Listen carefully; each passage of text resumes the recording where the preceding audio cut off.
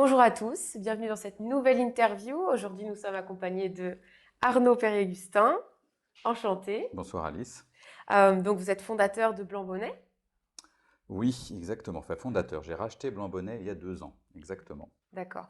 Est-ce que vous pouvez nous présenter le concept de la marque Blanc Bonnet? Alors, Blanc Bonnet, ben, comme son nom l'indique, je fabrique des bonnets, première chose, ainsi que des gants, Ça paraît évident. ça paraît évident. Bien que de temps en temps, on peut être surpris. Tout est fabriqué en France.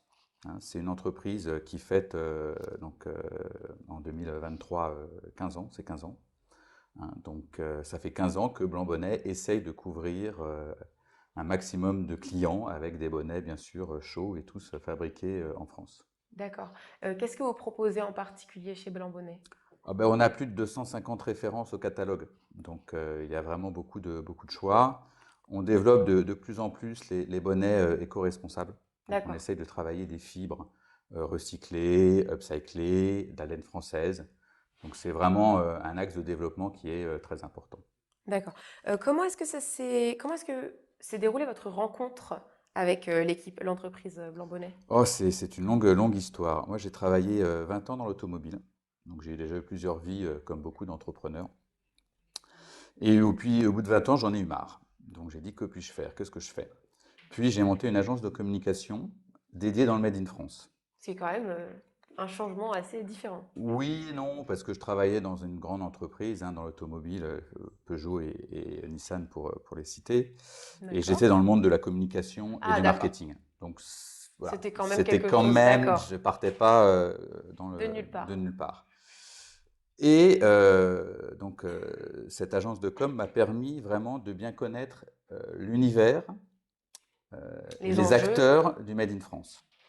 Donc j'ai fait beaucoup de films dans des ateliers pour découvrir plein de savoir-faire différents et pas forcément axés sur la mode. Hein. Mhm. J'ai fait des films chez Alpina Savoie, qui font des pâtes à Chambéry, enfin, un certain nombre de secteurs. Et je travaillais finalement comme agence de com de Blanc-Bonnet. Voilà. D'accord. Puis la Covid est passée par là, l'agence de com a été un peu freinée dans son élan. Et lors d'un salon du Made in France qui se déroulait en novembre il y a 2 ans, j'ai dit à l'ancienne présidente de Blanc-Bonnet, si un jour tu vends ta marque, ça m'intéresse. Tout Vraiment, comme tout simplement. simplement. Et 3 mois après, elle m'appelait, elle me dit, bah, Arnaud, je vends, est-ce que ça t'intéresse toujours? Et j'ai dit, bah, banco, maintenant je vais essayer de produire de la valeur pour moi, parce qu'avant, agence de com, on produit de la valeur pour les autres. Et c'est comme ça que j'ai commencé l'aventure Blanc-Bonnet il y a 2 ans. Même si je suis la marque maintenant depuis plus de 4 ans. D'accord. Donc vous aviez déjà connaissance de cette marque avant de... Oui, oui, bien sûr, oui. De toute façon, je ne serais pas Elle vous parti avait plu, comme vous avez ça. Elle séduite. m'avait plu. L'intérêt du bonnet, il y a plein d'intérêts. C'est mixte. Il n'y a pas de taille. Donc, par rapport à d'autres produits de la mode, il y a quelques avantages. Bon, Est-ce que vous étiez client? ah ben, j'étais client consommateur, bien sûr. Ah ben voilà. Même je suis complètement habillé Made in France. Donc, je suis client en général. D'accord. C'est-à-dire que j'essaye d'être logique avec ce que je fais. Et donc, je En m'habille en, phase. en phase et je m'habille Made in France. Bah, c'est parfait. Euh, donc Blanc Bonnet, là, pardon, Blanc Bonnet, vous avez récupéré donc cette marque. Quels ont été les tournants que vous avez pu mettre en place à la suite de cette reprise? Ah ben ça va faire 2 ans au mois d'avril.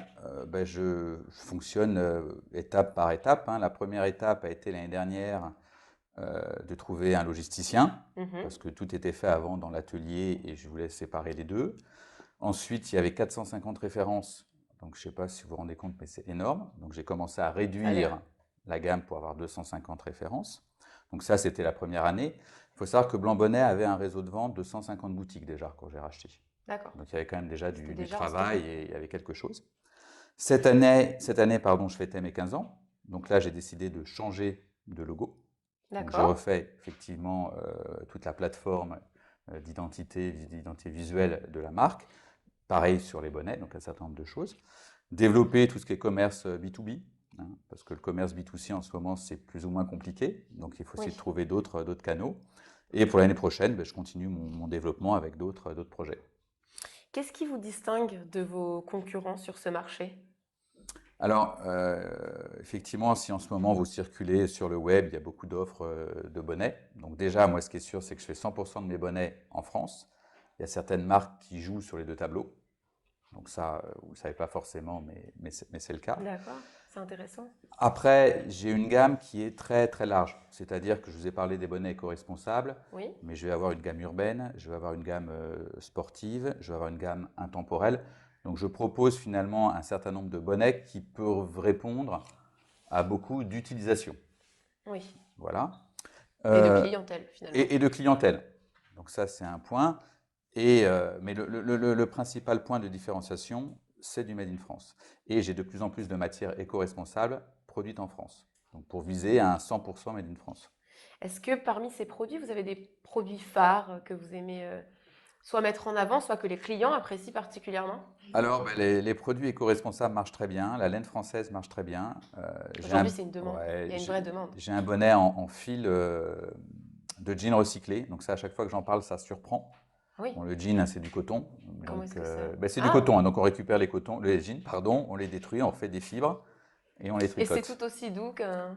Ben, Parce qu'on c'est... s'imagine que le jean, c'est plus rêche quand même. Oui, mais alors c'est 48% de coton et 47% de polyester. Donc, on arrive à D'accord. avoir une matière qui est agréable. C'est pas de la laine, c'est pas du jean, mais ça se porte très très bien. Et ça fonctionne bien auprès de vos clients? Ça se porte, ça fonctionne très très bien. Après, chaque client va vouloir de la polaire autour des oreilles. Enfin, c'est un produit à la fois simple et technique parce que vous pouvez avoir aussi de l'alpaga, vous pouvez avoir du mérinos. Donc il y a quand même pas mal de choses différentes. Pour tous les goûts, finalement. Exactement. Est-ce que vous avez une stratégie de communication spécifique? Est-ce que vous avez testé plusieurs stratégies? Laquelle a fonctionné le mieux? C'est compliqué. La problématique des marques Made in France, c'est qu'on manque de notoriété, on souffre de notoriété. Et on n'a pas accès aux grands médias que sont la télé, Mhm. principalement. Donc il faut qu'on trouve d'autres ficelles. Donc vous avez les réseaux sociaux. Les réseaux sociaux, c'est beaucoup, beaucoup, beaucoup de travail. Le résultat, il est pour moi plus ou moins satisfaisant. Moi, je crois beaucoup en tout ce qui est partenariat, D'accord. opportunité. Là, je travaille en ce moment pour faire les bonnets du Puy du Fou.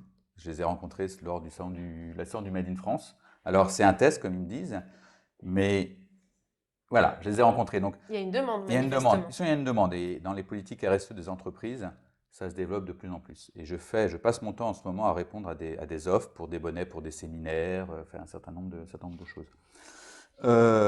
Donc la communication, je pense qu'elle se passe sur le terrain.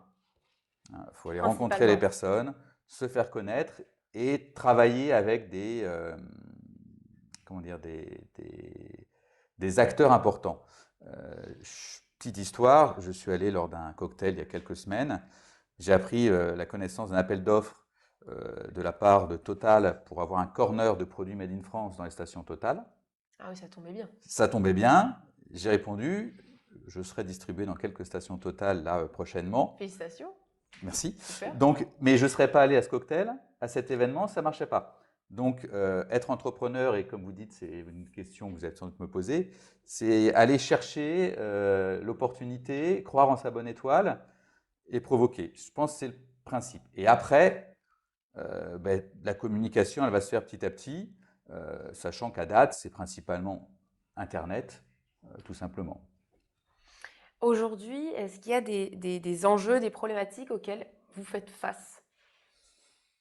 La problématique la plus importante, c'est l'état de santé des commerces de proximité.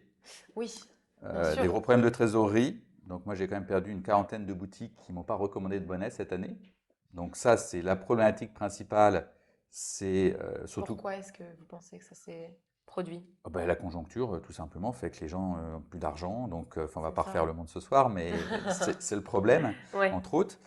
Euh, donc ça, c'est vraiment un problème, c'est l'enjeu, euh, parce qu'il faut faire du volume. Vous ne faites pas de volume, vous n'avez pas de prix, vous n'existez pas. Donc après, vous rentrez dans un cycle. Donc il faut trouver D'accord. d'autres canaux de distribution. Donc c'est vraiment essayer de diversifier ouais, ces différents réseaux de Donc distribution. ces nouveaux canaux, quels seraient-ils par exemple? Ben, c'est le B2B, mais le B2B pas les boutiques, le B2B les grandes entreprises, qui elles D'accord. en fait, pour leur politique RSE, ont besoin D'accord. d'actions de ce type. Comme le C'est-à-dire prix du feu, par montrer, exemple. exactement, D'accord. montrer que finalement, ils investissent dans la proximité, ils investissent dans le Made in France, et donc ils mènent des actions, alors plus ou moins grandes, mais c'est un début. C'est pour moi la voie du développement de Blanc-Bonnat, entre autres, l'année prochaine, et de toutes les marques Made in France. D'accord. Donc la solution, ou en tout cas l'avenir des marques Made in France, ça pourrait être d'aller chercher le B2B, d'aller Oui, alors chercher. après, hein, il ne faut pas non plus ignorer le B2C, vous allez me dire, parce Ça peut que être une nouvelle opportunité de. oui, mais vous faites connaître, en fait, c'est comment vous faire connaître. Et Oui. comment vous faire connaître, finalement, à un moment ou à un autre, il faut taper, essayer de taper le plus haut possible.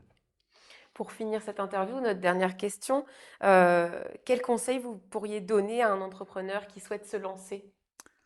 Bah, déjà, il n'y a pas forcément une seule ligne droite, une seule route pour se lancer, hein. Ce qui est bien, c'est quand même aller dans un secteur où on a déjà une expertise, hein. Ne pas se dire, voilà, moi je fais de la communication, je vais partir dans la techno. Enfin, Oui. voilà. Et, ou si c'est le cas, Il faut bien être s'entourer. qualifié. Voilà. Donc Mm. ça, c'est le premier point, c'est Mhm. avoir une expérience peut-être de comment on travaille, comment De terrain. le terrain, ouais, entre autres, ouais. Ensuite, donc bien être encadré, entouré si besoin est. Se dire que il faut beaucoup travailler, il ne faut pas compter ses heures, il faut sacrifier un certain nombre de choses, mais c'est que du bonheur. C'est ce que je vous disais en début d'interview. Moi, j'étais dans de grands groupes, on nous pressait le citron. Là, vous devenez votre propre chef. Alors, Oui. vous avez des comptes à rendre, bon, à vous-même, mais voilà. Alors, vous avez d'autres difficultés, d'autres problèmes à régler, mais c'est une satisfaction personnelle. Mais je pense que c'est un cheminement dans une carrière. Et c'est vrai que quand on voit beaucoup de jeunes qui se lancent à 20, 25 ans, il faut vraiment avoir la bonne idée. Parce que dans le Made in France, et je reprends toujours l'exemple du Made in France, il y a beaucoup de marques qui malheureusement se cassent la gueule, excusez-moi le terme, parce qu'ils se disent c'est une idée géniale et en fait non. Donc Oui. voilà, donc vraiment prendre son temps, investir du temps, bien penser son projet et après croire en sa bonne étoile. Mais normalement, tout devrait bien se passer. Ben ça, je sais pas. En ce qui concerne Blanc-Bénat, on verra dans quelques années.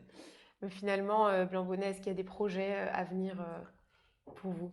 Ben, l'année prochaine, je vais continuer à modifier ma gamme de produits. Et derrière, c'est avoir le bon éclairage pour faire connaître la marque, Un peu avec un plus gros encore. partenariat. Voilà. Donc maintenant, j'aurai réglé le problème où j'aurai maintenant une marque bien redéfinie, une gamme de produits bien définie. Clair. Je Mhm. vais rentrer dans une ère de communication un peu plus intense, on en parlait D'accord. tout à l'heure. Ça sera l'objectif. Et se faire connaître encore plus. Exactement. Ben, merci beaucoup Arnaud. Ben, merci On beaucoup. vous souhaite de la réussite pour ce développement. Et merci à vous d'avoir suivi cette interview. À bientôt. Merci, à bientôt.